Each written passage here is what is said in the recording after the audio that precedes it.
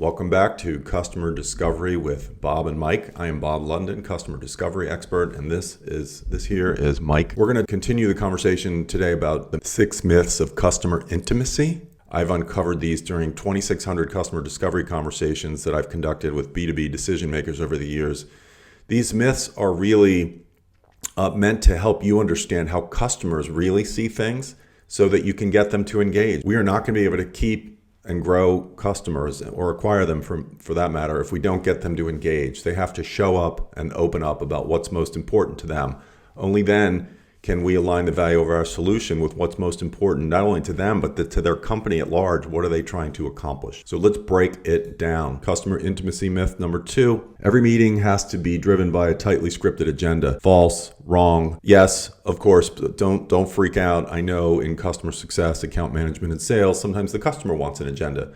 Well, that's just a sign that they want to know you're not wasting their time, and they want to know perhaps who to bring to the meeting or who not to bring to the meeting. What I'm saying to you is, sure, have an agenda sometimes, but the most revealing and useful parts of the meeting will be agendaless conversations, agendaless listening. Let the customer go where they want to go.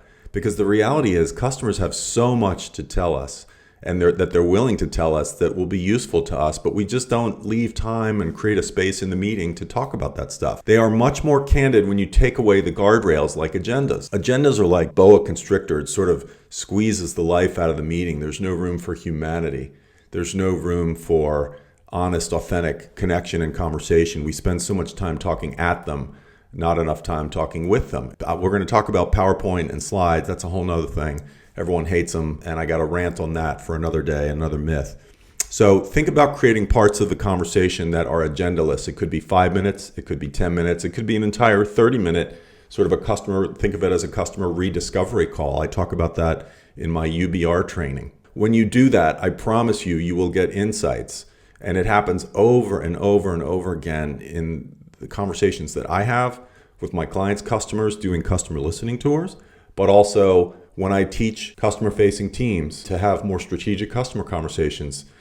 There are parts of the meeting that should be agendaless, and those will be the richest sources of insights. And again, going back to the beginning, you can use the insights to align the value of your product or service towards what is most important, not only to the customer, but to their company, because their company's priorities and challenges are what is driving your customer to make decisions. That is all for now. Join me tomorrow for the next myth, number 3 out of 6.